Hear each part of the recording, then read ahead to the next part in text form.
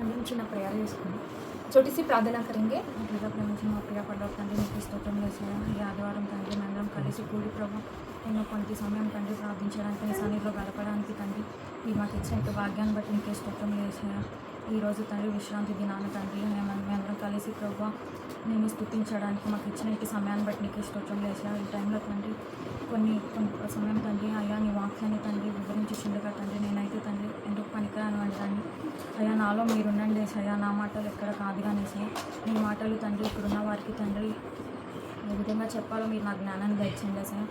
నా మాటలు ఎక్కడ చెప్పకుండా తండ్రి కేవలం నీ వాక్యం ద్వారానే తండ్రి వివరించలాగా మీరే జ్ఞానాన్ని దయచేయండి సార్. అందరికీ అర్థమయ్యే రీతిలో చెప్పే భాగ్యాన్ని మీరు నాకు అనుగ్రహించండి సార్. అది నుండి అంతవరకు మీరు మాత్రం మహిమ పొందగలరని అల్రెడీ యేసుక్రీస్తు మాట్లాడి పెట్టుకుంటున్నాను తండ్రి. आमेन। అందరికీ ప్రైజ్ ద లార్డ్. सभी को प्राइज लॉर्ड। మనం ఇక్కడ ఉన్నవారు ఎవరైనా చిన్నప్పటి నుండి ఇప్పటి వరకు మాకు ఎప్పుడు ఏ గాయం అవ్వలేదు అన్నవారు ఎవరైనా ఉన్నారండి? इधर रहे जो भी सभी को एक प्रश्न, किसी को भी कुछ भी वुंड कुछ भी गायब वुंड कुछ भी नहीं हुआ करके कोई बोल सकते क्या? मैं कोई छोटा भी बीमारी या फिर वुंड वुंड नहीं हुआ करके कोई बोल सकते क्या? कुछ भी बीमारी कुछ भी छोटा चीज नहीं हुआ करके कोई बोल सकते क्या? आई एम फिट करके कोई बोल सकते क्या?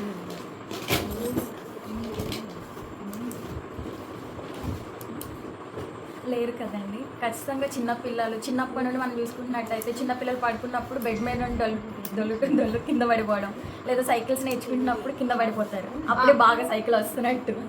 तो हम लोग हमेशा गिरने से क्या है, हम लोग कुछ ना कुछ प्राप्त करते हैं। मतलब छोटे बच्चे रोल करते, जब मंच में भी रोल करके बेड से गिर जाती है, तब उसको उठना और चलना सीख जाती है। और साइकिल में जाते समय वो जब गिरता है, गिरने से ही उसको साइकिल अच्छे से चलाना आता है। సిస్టర్స్ అయితే ఇంకా చెప్పవసరం లేదు. కుకింగ్ చేస్తూ మనం డైలీ ఏదో ఒక వంట అయితే చేసుకుంటూనే ఉంటాం కిచెన్. सिस्टर्स तो बोल भी नहीं सकते हैं। बहुत सारे खाना बनाते समय छोटा वुंड्स तो जलना तो होता ही है, स्पॉट्स।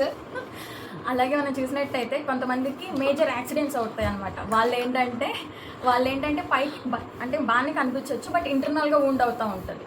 तो बहुत सारे लोग रहते हैं, बहुत सारे मेजर एक्सीडेंट्स भी होते हैं। तो वो लोग बाहर तो अच्छे ही लगते हैं, पर अंदर तो बहुत सारे एक्सीडेंट्स होते हैं। అలా ఇంటర్నల్ వూండ్ ఇంటర్నల్ ఇంజరీ అయినప్పుడు ఏంటంటే మనం డాక్టర్ దగ్గరికి వెళ్తే డాక్టర్ గారు అట్లా మెడిసిన్స్ కానీ మెడికేషన్ కానీ అట్లా ఇస్తే అది యూజ్ చేస్తే అది హీల్ అయిపోతుంది. तो इंटरनल डैमेज वो बाहर नहीं दिखता है, पर बहुत सारे लोग के क्या इंटरनल ऑर्गन्स डैमेज होते हैं। जब हॉस्पिटल दिखाने से वो कुछ मेडिसिन लेने से कम हो जाता है। కానీ ఈరోజు నేను ఏం చెప్పాలనుకుంటున్నానంటే మనందరికీ మన హృదయం అనేది ఒకటి ఉన్నది కదా, ఒక చిన్న హృదయం.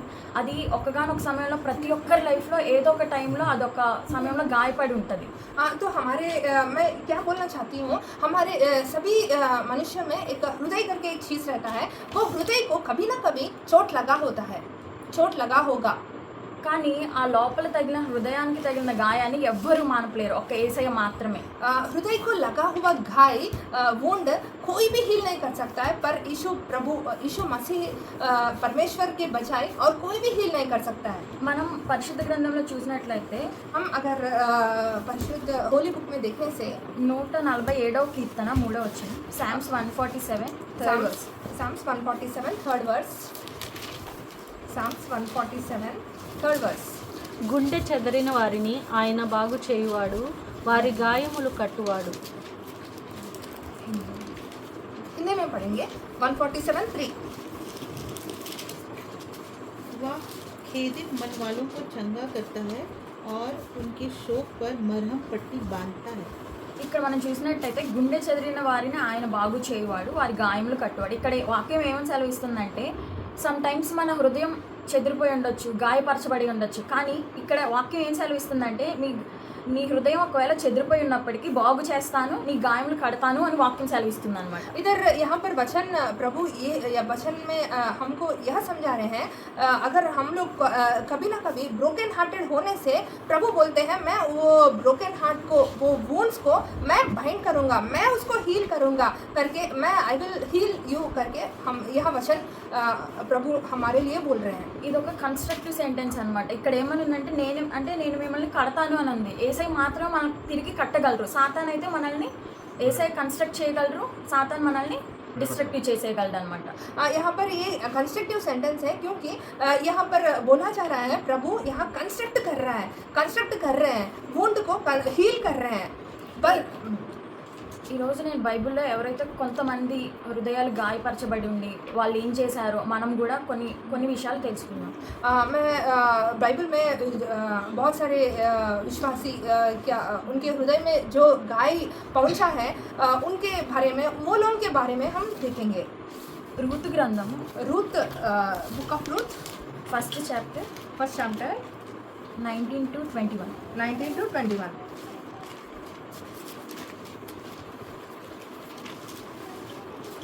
వారు బెత్లెహేమునకు వచ్చినప్పుడు ఆ ఊరి వారందరూ వారి యొద్దకు గుంపుకూడి వచ్చి ఈమె నయోమి కదా అని అనుకొనిచుండగా ఆమె సర్వశక్తుడు నాకు చాలా దుఃఖము కలుగజేసిను కనుక నన్ను నయోమి అనక మారా అనుడి.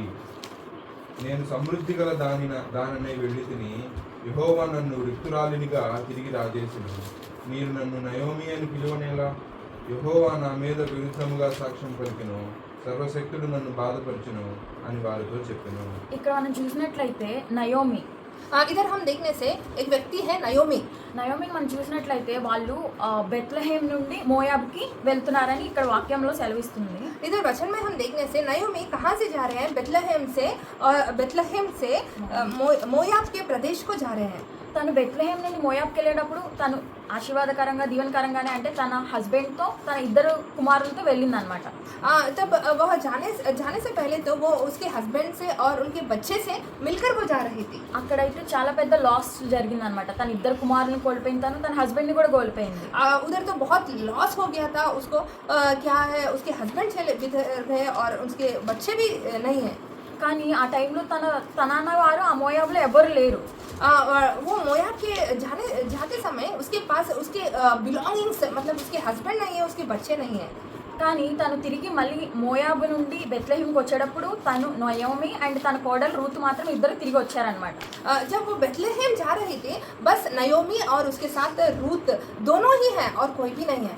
తిరిగి వచ్చినప్పుడు వాళ్ళ చుట్టాలు వాళ్ళందరూ అంటే తను ఆల్రెడీ అక్కడ ఉండేళ్ళింది కాబట్టి అక్కడ వాళ్ళందరూ తిను నయోమి కదా అని మాట్లాడుతూ తన నయోమి అంటే ఏంటి నేమ్కి అర్థం ఏమంటే తను మధురం అనే అర్థం అనమాట. సో తన లైఫ్లో జరిగిన ఆ ఇన్సిడెంట్ని బట్టి తను ఏమంటుందంటే నన్ను స్వీట్నెస్ అని పిలవద్దు, నన్ను బిట్టర్ మారా అని పిలవండి అని చెప్తున్నాను. बेथलेहेम को फिर लौट के आने के बाद नयोमी के रिलेटिव्स जो भी है वो बोल रहे थे ये तो नयोमी है ना. नयोमी बोलने से क्या है?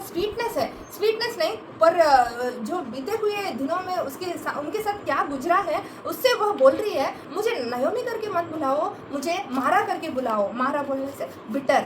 తన లైఫ్లో తను మొత్తం కోల్పోయింది, కానీ తను కోల్పోయిన స్థితిలోనే తను ఉండలేదు. తిరిగి మళ్ళీ తను బెత్లెహేమ్కి వచ్చింది అనమాట.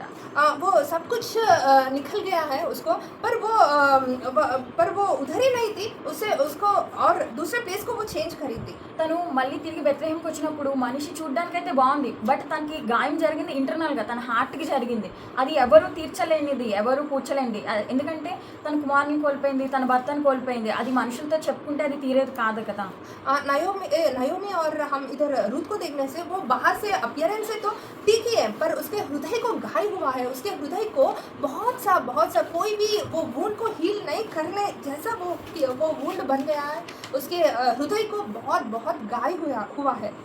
ఆ టైంలో తను నయోమి అను రూతు కలిసి ప్రేయర్ చేసుకున్నప్పుడు దేవుడు ఏం చేశారంటే రూతు గ్రంథము जब वो टाइम में वो समय में नयोमी और रूथ जब प्रार्थना कर रहे थे उनको ये वचन मिला है. రూతు గ్రంథం 4th chapter 15th verse. Ruth book of Ruth 4th chapter 15th verse. నిన్ను ప్రేమించి 7 కుమారుల కంటే ఎక్కువగా నున్న నీ కోడలు ఇతని కనెను. ఇతడు నీ ప్రాణము నోదార్చి ముసలితనమున నీకు పోషకుడగునని నయోమితో చెప్పిరి. ఇక్కడ మనం చూసినట్టయితే తన కుమారుని కోల్పోయింది, కానీ తను వచ్చేటప్పుడు రిటర్న్లో ఓన్లీ రూత్తో మాత్రమే వచ్చింది. ఇక్కడ వాక్యం ఏం సెలవిస్తుందంటే जब वह बेथलेहेम आई थी बस वो रूथ बस 2 लोग थे जब वो बेथलेहेम पहुंची थी. पर यहाँ पर वचन क्या लिखा गया है? తను కోల్పోయింది ఇద్దరు కుమారుల్ని, తన భర్తను అయ్యి ఉండొచ్చు. బట్ ఇక్కడ వాక్యం ఏం సెలవిస్తుందంటే తన కోడలైన రూతు 7 కుమారుల కంటే ఎక్కువగా. पर यह वचन यह बोल रहा है कोडल मतलब बहू जो है, बहू कौन है इधर? रूथ है। रूथ कैसा व्यक्ति है? वो 7 सन्स से भी ज़्यादा है। I am who is more to you than 7 sons. Ruth कैसी है? 7 सन्स से बढ़कर है करके यह वचन में बोला गया है। తనకి బోయాజ్కి ద్వారా కలిగిన ఒక కుమారుడు ఉన్నారనమాట. తన ముసలితనమందు తనని పోషిస్తాడని ఇక్కడ తనకి ఓదార్పుని కలిగిస్తుంది అనమాట. ఇక్కడ వాక్యం మనం చూసినట్లయితే इधर वचन उसको कैसे कंसोल कर रहा है? बोयाज और रूथ के साथ जन्म होता है एक लड़का, वो सन उसको कंसोल करेगा। मैं इस तरह से तुमको कंसोल करूँगा करके यह वचन बोला जा रहा है। సో నయోమి కూడా అక్కడ తన జరిగిన లాస్ని బట్టి తను అక్కడ మోయాబ్లోనే ఉండిపోయి తను కూడా ఇంకా అలా ఉండిపోవచ్చు. బట్ కానీ తను ఏం చేసింది? తనకు జరిగిన లాస్ని బట్టి తను అక్కడే ఉండిపోలేదు అనమాట, ఒకళ్ళ దగ్గరికి వచ్చింది అనమాట. नयोमी भी अगर उसको लॉस हुआ है, उसको गाय हुआ है, उसको वुंड हुआ है करके वो उधर ही रह सकती है, पर वो प्लेस चेंज करिए, मैं ऐसा नहीं कर, मैं उधर नहीं रहना करके वो प्लेस बदल के बेथलेहेम को आ गई है। మనం కూడా కొన్ని సమయాల్లో మనకు జరిగిన సిచ్యువేషన్స్ని బట్టి, మనకి జరిగిన ఇన్సిడెంట్స్ని బట్టి మనం కూడా ఎవరికి కొన్ని సిచ్యువేషన్స్ ఎట్లా అంటే మనం పైకి బాగుండొచ్చు, నవ్వుతూ ఉండొచ్చు, బట్ హార్ట్కి తగిలిన హార్ట్ బ్రోకెన్ థింగ్స్ ఉంటాయి, హార్ట్ బ్రోకెన్ సిచ్యువేషన్స్ ఉంటాయి, అవి ఎవరికి చెప్పలేమన్నమాట. ఆ టైంలో మనం ఎప్పుడైతే ప్రార్థన చేసుకోగా, వాక్యం చదవగా మనకి చాలా మనశ్శాంతిగా, శాంతిగా అనిపిస్తుంది అనమాట, కొంచెం పీస్ ఆఫ్ మైండ్గా. हमारे जीवन में भी हमारे जीवन में भी बहुत सारे हार्ट को घायल पहुंचाए, बहुत सारे चीज़ें हो सकते हैं, पर हम क्या करना है? वो टाइम में हम प्लेस बदलना है। प्लेस कहाँ बदलना है? प्रार्थना जगह पर हम जाना है। जब हम प्रार्थना जगह पर जाने से वो हमारा हृदय का घायल हमको वो हील हो जाएगा। మనం కూడా ఇలాంటి సిచ్యువేషన్స్ ద్వారా వెళ్ళుండొచ్చు, ఒకవేళ వెళ్తూ కూడా ఉండొచ్చు. हम ऐसे ही सिचुएशंस जैसे रूथ और नयोमी गुजरे हैं, वैसे सिचुएशंस हमको भी हुआ होगा। हम कैसे होना है? మనం కూడా అలాంటి సమయాల్లో దేవుని దగ్గరికి వచ్చినప్పుడు हम अगर हम भी जैसे रूथ और नयोमी प्रभु के सन्निधि में आए हैं, हम भी वैसे उसी तरीके से आने से మనం కోల్పోయింది 1 or 2 అయి ఉండొచ్చు, బట్ దేవుడు 7 times ఎక్కువగా మనల్ని బ్లెస్ చేస్తానంటున్నాడు. हम नष्ट हो जाते हैं, 1 या 2 चीज़ नष्ट हो जाने से प्रभु का वचन इधर बोल रहा है, आई विल गिव 7 फोल्ड भरकर मैं तुमको आपका वुंड को हील करूंगा करके प्रभु यहाँ वचन में बोल रहे हैं। అందరికి అర్థమవుతుందండి. सभी को समझ में आ रहा है? आदित्य तरीके से ब्रदर हिंदी बस सीखना है। ఓకే, సెకండ్ మనం చూసినట్లయితే सीता भी है।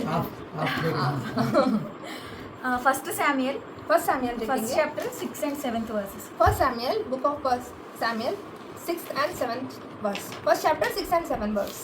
యెహోవా ఆమెకు సంతు లేకుండా చేసి ఉన్న హేతువును బట్టి ఆమె వైర్యకు పెనిన్న ఆమెను విసిగించుటకై ఆమెకు కోపం పుట్టించుచూ వచ్చెను.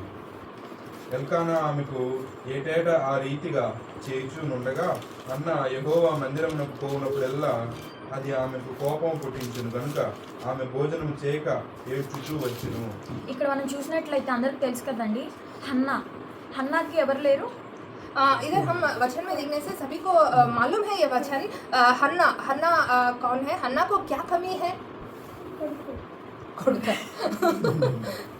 హన్నాకి కిడ్స్ లేరు, हन्ना को किड्स नहीं है, बच्चे नहीं है। కానీ తన కో సిస్టర్ అయిన పెనిన్న తన మాటల ద్వారా తనను ఎంతో గాయపరుస్తుంది అనమాట.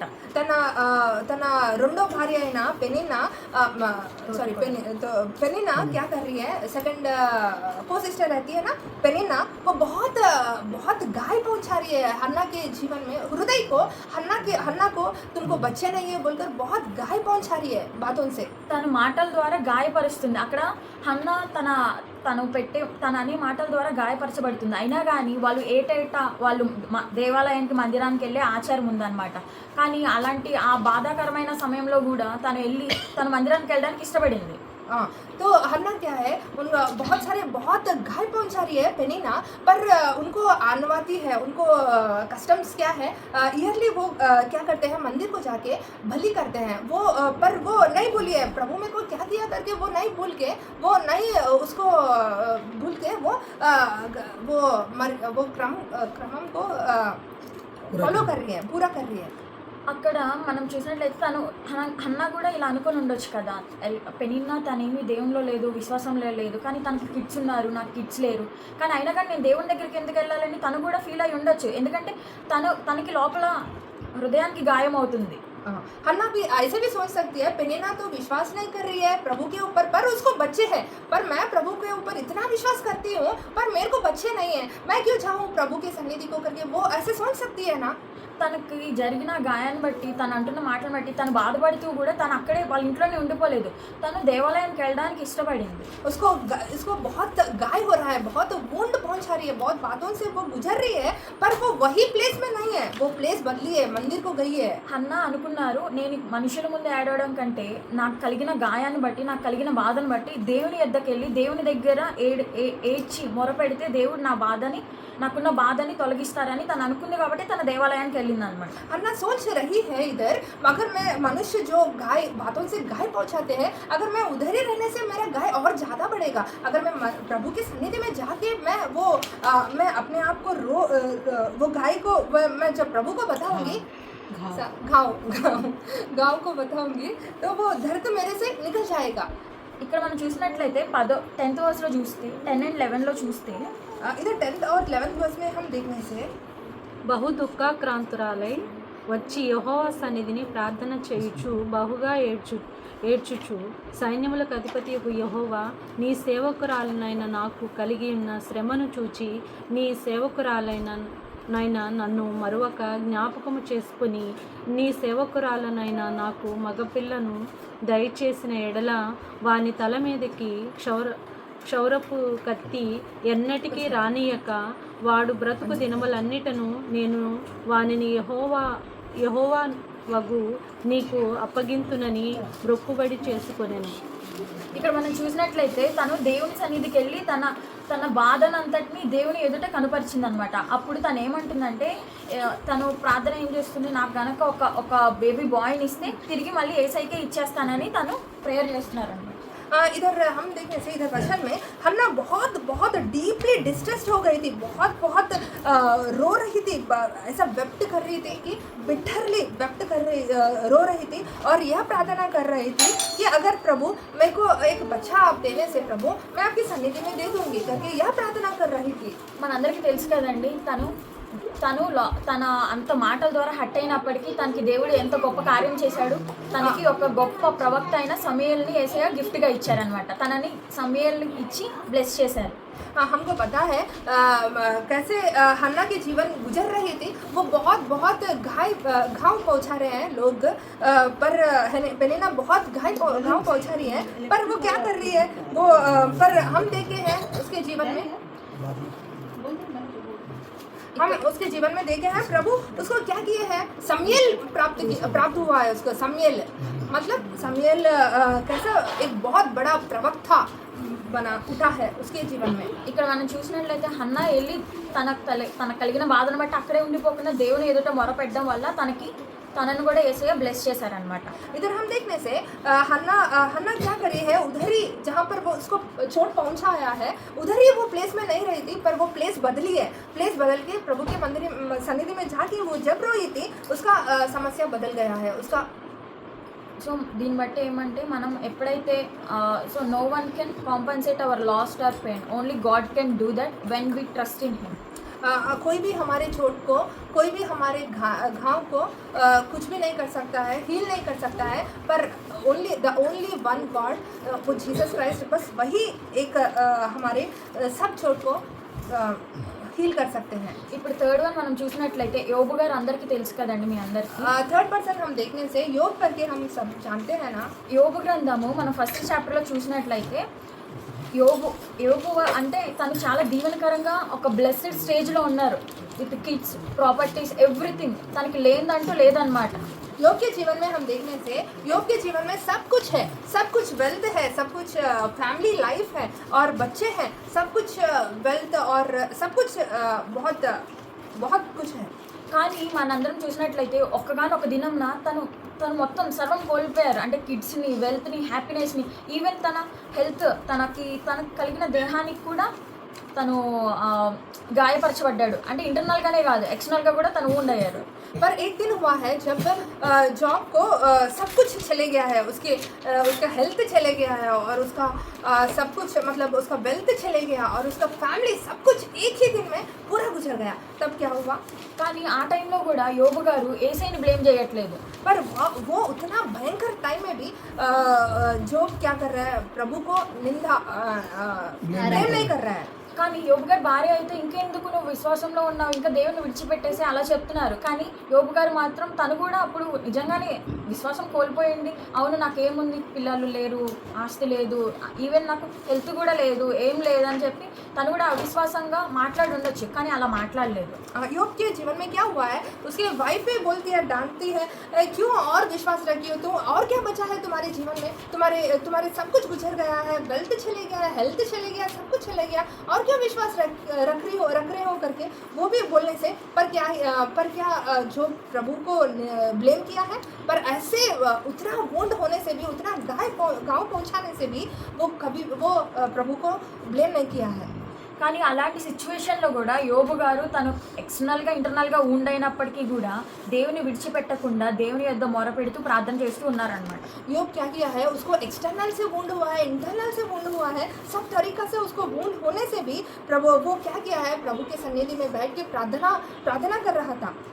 యోబు గ్రంథం 30 చాప్టర్ 16 and 17 వర్స్ మనం చూసినట్లయితే book of job 30 chapter 6 and 7 verse 16 and 17. 16 and 17 30 16 and 17 16 30 నా ఆత్మ నాలో కరిగిపోయి ఉన్నది, ఆపద్దినములు నన్ను పట్టుకొని ఉన్నవి, రాత్రివేళను నా ఎముకలు నాలో విరగొట్టబడునట్లున్నవి, నన్ను బాధించు నొప్పులు నిద్రపోవు.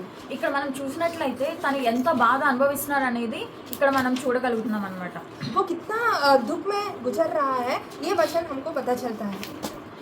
తను కలిగిన బోన్స్ తను ఇంటర్నల్గా ఎక్స్టర్నల్గా ఉండేవారు, కానీ దేవుని మాత్రం విడిచిపెట్టట్లేదు, ఇంకా దేవుణ్ణి మొరపెడుతున్నాడు, దేవుని బతిమలాడుకుంటున్నారు అనమాట. वो तो बहुत एक्सटर्नल और इंटरनल में बहुत वुंड्स पहुंचाया है उसको, पर वो ब्लेम नहीं कर रहा है प्रभु को। అలా గాయపడిన స్థితిలో, గాయపడిన హృదయంతో దేవుని వద్దకు వెళ్ళినప్పుడు యోబు గారిని యేసయ్య విడిచిపెట్టేశారా? अगर वो वुंड में गुजरते हुए प्रभु के सन्निधि में वो जब गया था, क्या प्रभु उसको छोड़ दिया? లేదు కదండి. नहीं छोड़ा ना। కానీ దేవుడు యేసయ్య ఏం చేశారు? తను కోల్పోయిన స్థితి నుండి, తను కోల్పోయిన దాని నుండి యేసయ్య డబల్ పోర్షన్తో బ్లెస్ చేశారు. क्या वो जो भी निकल गया उसके जीवन में, जो भी वो नुकसान हो गया है, वो जीवन में जब वो वैसे वोन से प्रभु के सन्निधि में वो जब आया है, प्रभु क्या किया है? उसको डबल फोल्ड सब कुछ उसके जो भी है वो डबल होते गया है। యోబు గ్రంథము 42 చాప్టర్ जॉब 42 12th వర్స్ మనం చూసినట్లయితే 12th वर्स हम देखने से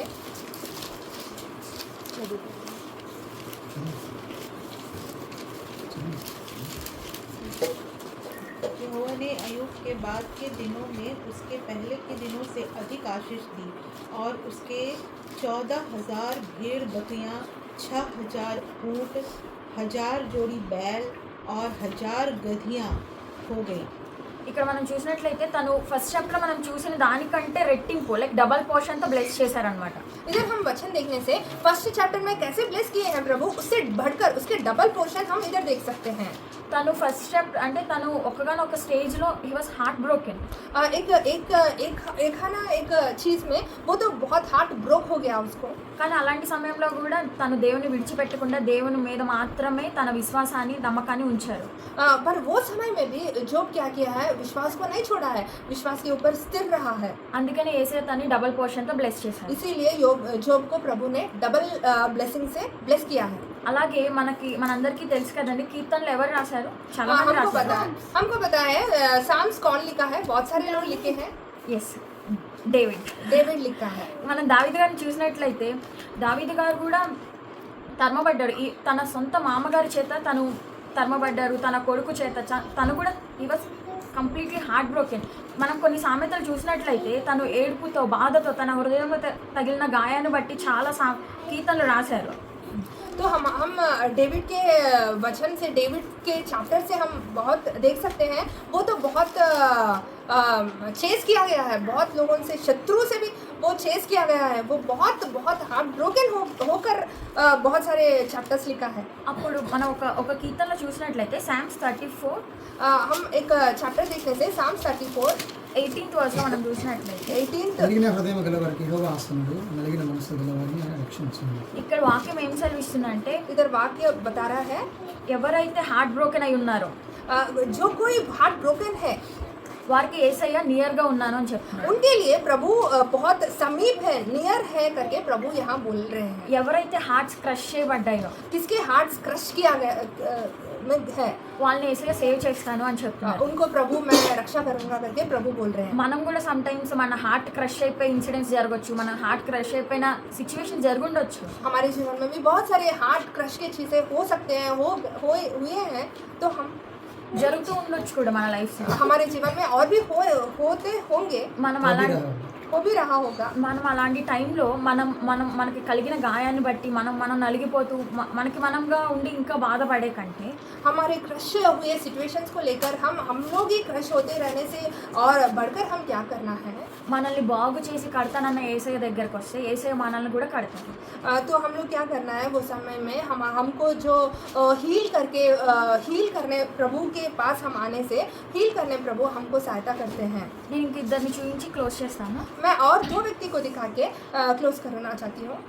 మనం ఆదికాండము जेनेसिस 37 చాప్టర్ 28th వర్స్ చూసినట్లయితే 36 चैप्टर 37 चैप्टर 28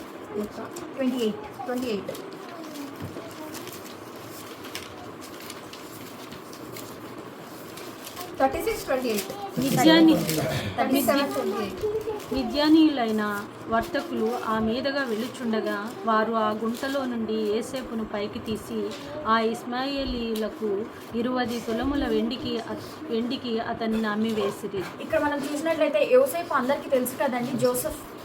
इधर हम वचन में देखने से जोसेफ करके सभी को पता है ना, ఇక్కడ తన సొంత అన్నయ్యలే, उनके ओन ब्रदर्स, వాళ్ళ సొంత అన్నయ్యలు అయ్యుండి వాళ్ళ ఫ్యామిలీ అయి ఉండప్పటికీ తనని అమ్మివేశారనమాట.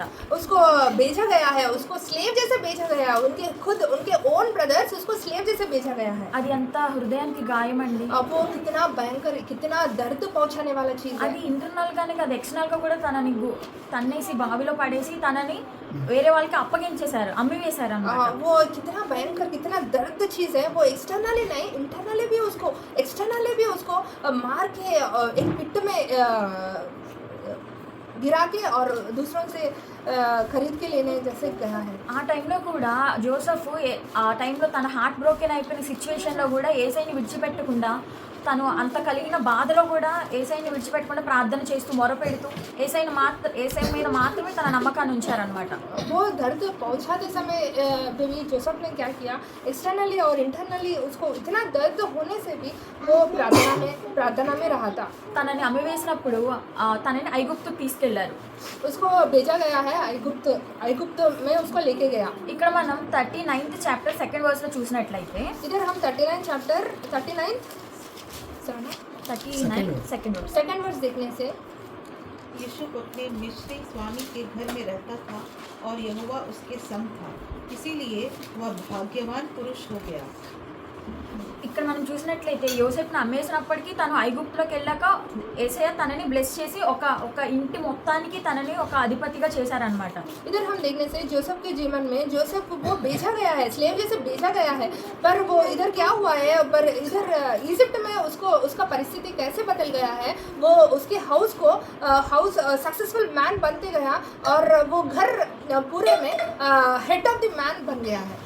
యేసయ్య అతనికి అక్కడ కూడా తోడుగా ఉన్నారు, కానీ అక్కడతో ఆగలేదు, తనకి మళ్ళీ శోధన.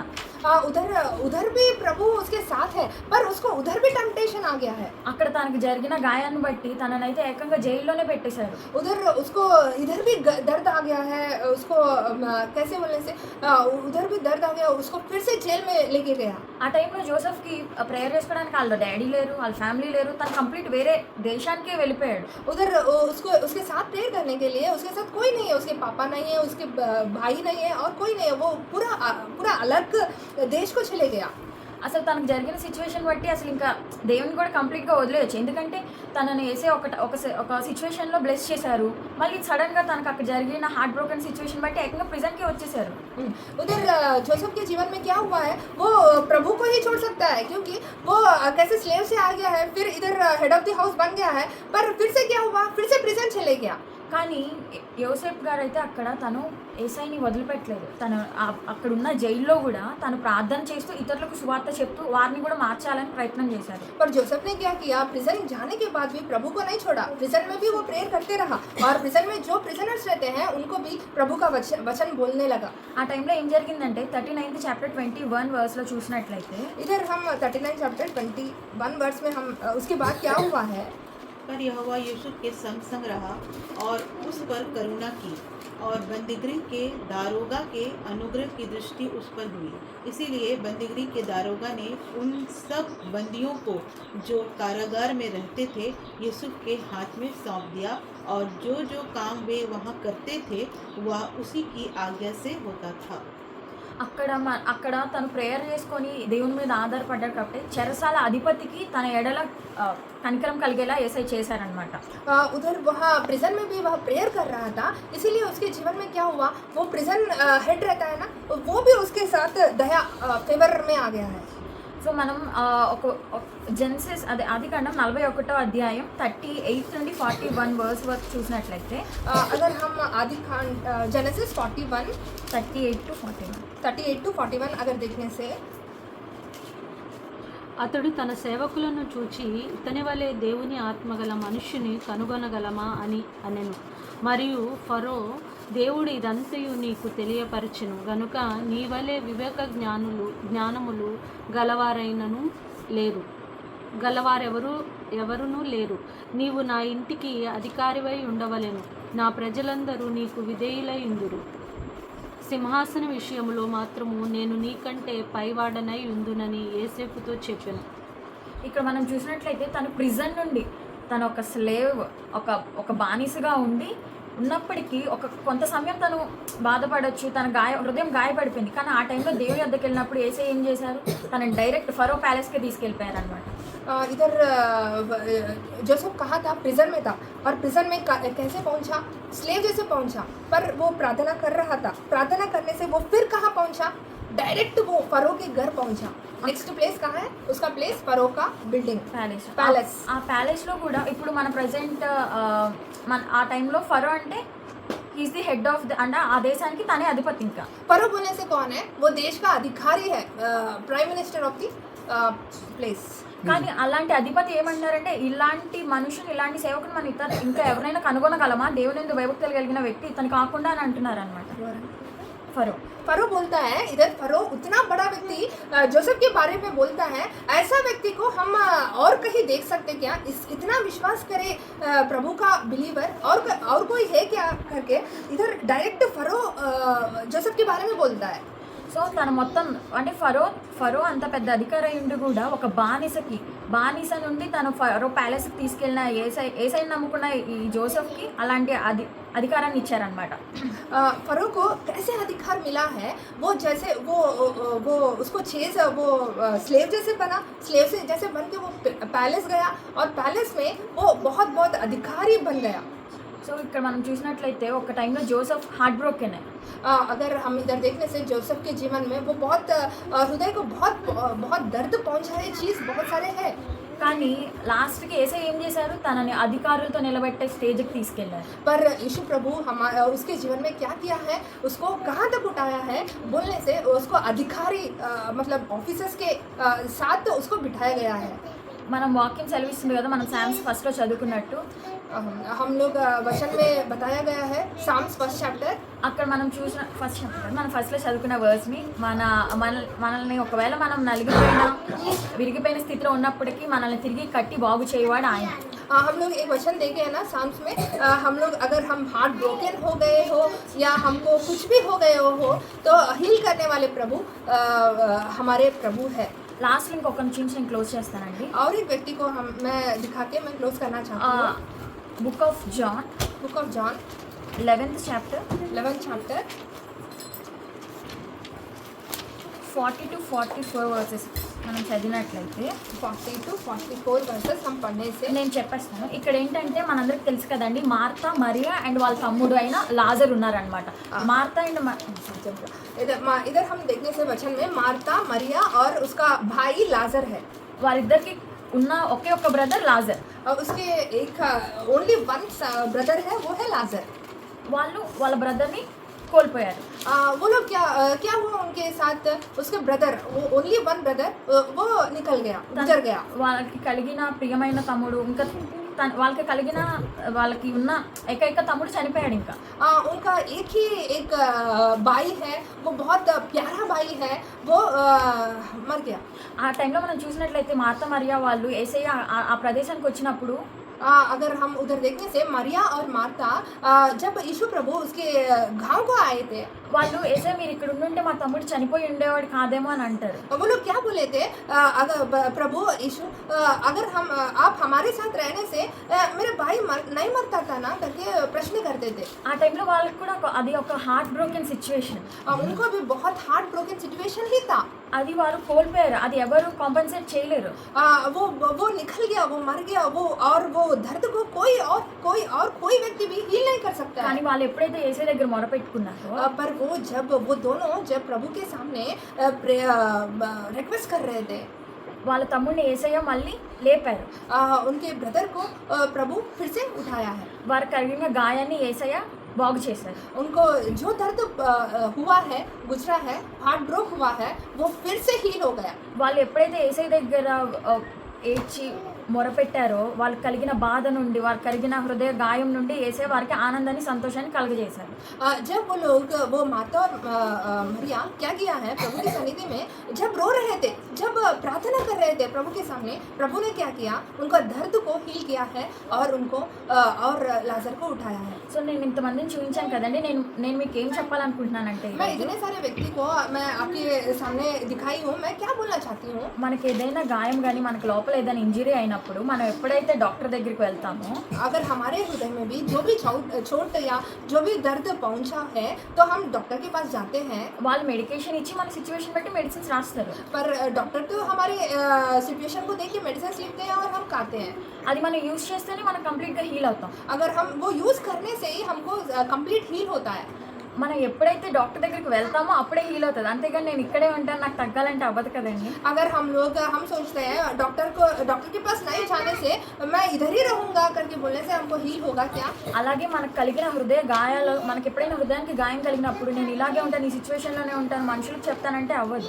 तो हमारे हृदय में भी जो भी चोट पहुँचने से हम लोग क्या करना है, हम लोग वही नहीं रहना है, हम लोग प्रार्थना में रहना है. प्रार्थना जब हम प्रेयर में रहते हैं, हमारे सिचुएशन बदल जाता है. మన హృదయం గాయపరచబడినప్పటికీ, हमारे हृदय चोट से रहने से भी మన హృదయాన్ని బాగు చేసి తిరిగి కడతాను అన్న యేసయ్య దగ్గరికి వెళ్తే మన హృదయాన్ని బాగు చేస్తారు. हमारी चोट से ही हम प्रार्थना में जब बैठते हैं, तब प्रभु क्या बोलते हैं, चोट को हील करूँगा. जो वो हील करने वाले प्रभु के सामने हम आने से वो चोट हील हो जाएगा. గుండె చెదిరిన వాడిని బాగు చేయువాడు ఆయనే, తిరిగి వారి గాయములు కడతాను అంటున్నారు. हार्ट ब्रोकन हार्ट्स को हील करने वाले प्रभु वही है, वही हम सभी को हील करते हैं. నేను ఒక ఎగ్జాంపుల్ చెప్పాలనుకున్నా. మనం ఒక వేలో వెళ్తున్నామండి. मैं एक एग्जांपल देना चाहती हूँ. हम लोग एक वे में जा रहे हैं. మనం చూసుకోకుండా ఒక ఏదైనా నెయిల్, మేక అందరికీ తెలుసు కదండి, అది మన కాల్లో గుచ్చుకుంది అనుకోండి. अगर कुछ ना कुछ नेल, हम सभी को जानते हैं, नेल कुछ हमारे पैर पे लगने से అది మొత్తం మన లోపలికి గుచ్చుకొని అవసరం లేదు, జస్ట్ కొంచెం గుచ్చుకోగానే మన మైండ్, మనకు సెన్స్ వచ్చేసి మనం వెంటనే తీసేస్తాం. अगर पूरा अंदर जाने तक नहीं वेट कर सकते, जस्ट वो स्पर्श से हमको लगता है कुछ लगा है करके तुरंत हम अलर्ट होके वो निकाल देते हैं. ఎందుకంటే అది మన కాల్కి హట్ అవుతుంది కాబట్టి. क्योंकि वो हमको हर्ट पहुंचा रहा है, इसीलिए हम लोग तुरंत अलर्ट हो जाते हैं. అలాంటిది ऐसे యేసయ్య మన కోసం प्रभु, हमारे प्रभु అలాంటి మేకుల్ని తన చేతులలో, తన కాళ్ళల్లో गुच्छर ऐसा नेल्स हमारे प्रभु हमारे लिए उतने नेल्स को प्रभु के हाथों में पैरों में प्रेस किया गया है, ఎందుకు मारा गया है, डाला गया है। ఎందుకంటే మన కోసమే, क्यों बोलने से? हमारे लिए, మన నిమిత్తమే. हमारे लिए। ఎవరు మన కోసం గాయపరచబడలేదండి. कोई भी हमारे लिए, कोई व्यक्ति भी हमारे हमारे लिए घाय चोट लिया नहीं। కానీ ఒకే ఒక్క వ్యక్తి మన కోసం గాయపరచబడ్డారు. कोई भी हमारे लिए चोट लिया नहीं, पर एक व्यक्ति, एक प्रभु हमारे लिए चोट लिया है, हमारे लिए चोट लिया है। ఆ గాయపడిన చేతులతో, वो घाय भरित हाथों से, ఆ గాయపడిన చేతులతో యేసయ్య మన గాయపడిన హృదయాల్ని బాగు చేస్తాను, స్వస్థపరుస్తాను, నా యుద్ధకు రండి అని అంటున్నారు. वो घाव पहुंचाए हुए हाथों से और पैरों से प्रभु बोलते हैं, मैं तुम्हारे घाव को स्वस्थ करूंगा। మనం కూడా తిరిగి మన గాయపడిన హృదయాల్ని, మన గాయపరచబడిన యేసయ్య దగ్గరికి వెళ్ళి బాగుపడదామా అండి? तो मैं बोलती हूँ, हम भी हमारे ब्रोकन हार्ट्स को लेकर, हमारे ब्रोकन बोन्स को लेकर प्रभु की सन्निधि में आए क्या? మనం ఎప్పుడైతే మన హృదయాన్ని తీసుకొని దేవుని దగ్గరికి వెళ్తామో, గాయపరచబడిన మన హృదయాన్ని తీసుకొని దేవుని దగ్గరికి వెళ్తామో, जब हम हमारे ब्रोकन हार्ट्स को लेकर हम प्रभु की सन्निधि में बैठते हैं, నేను మిమ్మల్ని కంప్లీట్గా హీల్ చేస్తాను అని చెప్తున్నాను. प्रभु बोलते हैं, मैं तुमको सब कुछ पूरा स्वस्थ करूंगा, पूरा हील करूंगा करके प्रभु बोलते हैं। దేవుడిచ్చిన వాగ్దానం. ये छोटी वचन प्रभु सुनकर आशीर्वाद दे। आमीन। అందరికి అర్థమైంది అనుకుంటున్నాను.